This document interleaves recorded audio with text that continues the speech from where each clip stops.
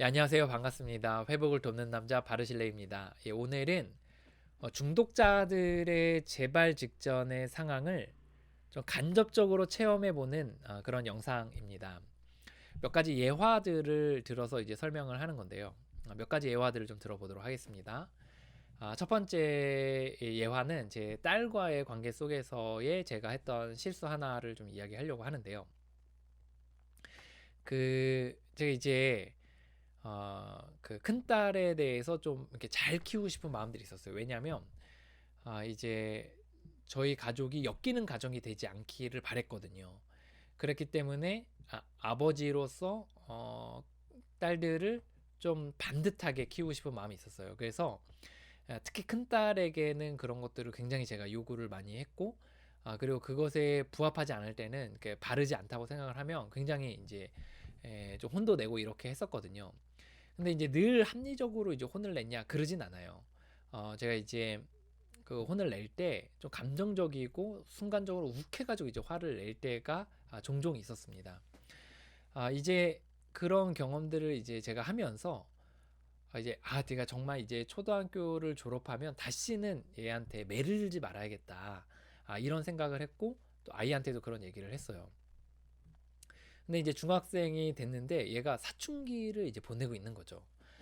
그러면서 이제 제가 사춘기를 보내게 되면 어떤 현상이 생기냐면 이제 마음속에 꿀럭하고 이제 올라오는 거예요. 이제 열이 받는 거죠. 이제 열이 받는다. 그것도 시간이 지나서 그래 참아야지 사춘기니까. 그러다가 또 한 며칠 지나다가 또 꿀럭 올라오는 거예요. 이제 열 받는다. 정말 혼낼까?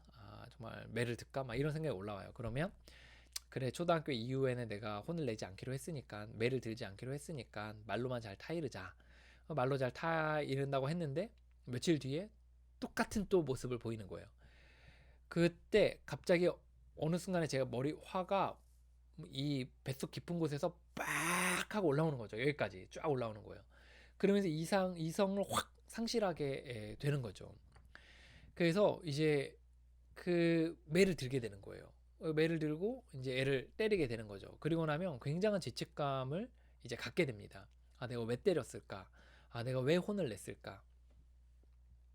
이제 그 죄책감을 제가 이제 느끼는 거를 이제 큰딸이 아니까 이제 또 욱해서 화를 낸다는 거를 이제 큰딸이 아니까 큰딸이 이제 어떻게 하냐면 제가 욱해서 화를 내니까 어떻게 되냐면 몽둥이를 그때그때 뽑히는 거로 이제 뽑아가지고 이제 애를 때리는 거예요. 그러다 보니까 이제 뭐 빗자루나 이런 게 아니라 가끔 들면은 막 이제 뭐죠 간이로 만드는 옷걸이 있죠 옷장 같은 거 간이로 만드는 옷 그 행거 같은 거 그런 것들을 이제 거기서 그런 것들 하나 뽑아가지고 그거로 때리는 그건 새 파이프거든요. 이제 그런 거로 막 때리려고 하는 거예요. 그래서 이제 큰 딸이 저한테 막 이렇게 얘기하는 거예요. 내가 욱하는 것이 알고 그리고 또 나중에 후회하고 죄책감 갖는 걸 아니까 큰 딸이 아빠 잠깐만 그 몽둥이 좀 바꾸면 안 돼? 이렇게 얘기를 하는 거예요. 그러니까 이제 그럼 저도 이렇게 손에 딱 뭘 들었나 보면 새 파이프가 들려 있으면 깜짝 놀라는 거예요, 저도. 그래서 이제 뭐 빗자루나 이런 거를 바꿔서 때리기도 하고 좀 머쓱하니까 빗자루 때리기도 하고 때로는 이제 그만하기도 하고 이렇게 하거든요. 그리고 나면 굉장한 수치심과 죄책감이 드는 거예요. 정말 정말 나보다 못난 아빠가 없는 것 같고 정말 내가 왜 그랬을까 후회하고 죄책감 들고 그리고 얼굴을 보고 이야기를 못 나눌 정도의 상태가 되는 거죠. 자, 이제 그렇게 세파이프 사건 이후로 제가 다신 하지 말아야겠다 이런 생각을 했었거든요. 그런데 이제 큰딸이랑 또 같이 이제 밥을 먹고 이야기 나누는데 이제 큰딸이 이제 밥 먹으면서 태도가 좀 불량하더라고요. 뭐 이렇게 틱틱댄다던가 그러니까 꿀럭꿀럭 하는 거예요. 저도 또 화가 났다가 가라앉았다. 또 화를 났다가 가라앉았다. 그러다 이제 제가 어디에 이제 화가 났냐면 이제 큰딸이 이제 제가 손이 손발이 차서 이제 주머니에 손을 넣는데 이제 주머니에 손 넣지 말라고 버릇이 없어 보인다고 이렇게 이제 얘기를 한 거죠. 근데 워낙 저희가 자녀들을 친구처럼 키우기 때문에 저는 뭐 그렇게 얘기하는 할 수도 그러니까 우리 상식선에서는 아니지만 아이의 사고 구조 자체에서는 사춘기이기도 하고 또 워낙 친구처럼 키웠기 때문에 그랬을 수도 있겠다 이런 생각은 들긴 하거든요 지금은. 근데 이제 그때 그 순간에 빡 올라온 거예요. 그러면서 머릿속이 새하얘지면서 이제 그때 제가 뒤통수를 냅다 갈겨가지고 이제 애가 안경이 이렇게 날라갔나 이렇게 됐던 일이 있었거든요. 그래서 제가 그 사건 이후로 얼마나 또 죄책감을 가졌는지 몰라요. 후회하고 죄책감 갖고 이런 일들이 있었거든요. 우리가 이렇게 지내면서 이렇게 그 여러분들이 누군가에게나 어떤 상황에서 이제 화가 날 때가 있을 거예요. 그럴 때 곧바로 처음부터 화를 내는 사람도 분명히 있겠지만 좀 참는 시간들이 있어요.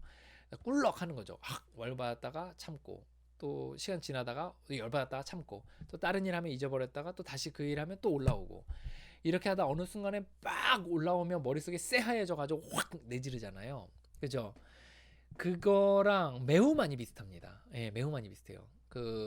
물론 이제 분노도 중독이 되기도 하지만 이제 분노 중독뿐만 아니라 여타 중독들도 마찬가지예요.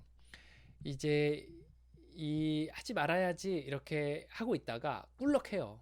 예, 그러다가 또 이렇게 잠잠해지고 또 꿀럭 하잖아요. 그러다가 또 뭐 다른 일 하다가 몰두하면 또 좀 잠깐 괜찮은 것 같고 이렇게 하다가 어느 순간에 빡 하고 그 충동이 치밀어 오르면 쫙 차오르면 머릿속이 확 새하얘집니다. 그래서 합리화를 하거나 그러니까 막 나는 당연히 때릴 수 있어 뭐 이렇게 합리화하거나 아니면 나도 모르게 이제 때리게 되는 거죠. 예, 그렇게 재발하게 되는 거죠. 그렇게 일단 재발을 하고 나면 굉장한 수치심과 죄책감과 후회 가운데 놓여지게 되는 거예요. 견딜 수가 없게 되는 거죠. 그래서 이제 바로 이 중독이 매우 유사합니다. 예, 그래서 그런 상태가 되면 사실 제정신이 아니에요, 거의. 오늘 이 부분에 대한 이야기 나눴습니다. 그러면 중독자가 도대체 어떤 생각을 갖길래 정말 저렇게 인간 상식 밖의 행동들을 하는가에 대해서 궁금하셨을 텐데 우리가 정말 화가 나고 분노가 나서 누군가에게 이렇게 쭉 하다가 빡 터져 나와서 이렇게 하는 거를 좀 생각을 해보시면 좀 거의 얼추 그런 느낌들이 비슷할 거라고 생각이 듭니다.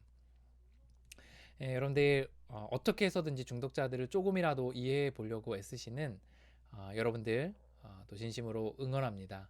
여러분의 삶이 늘 행복하시길 바랍니다. 화이팅입니다.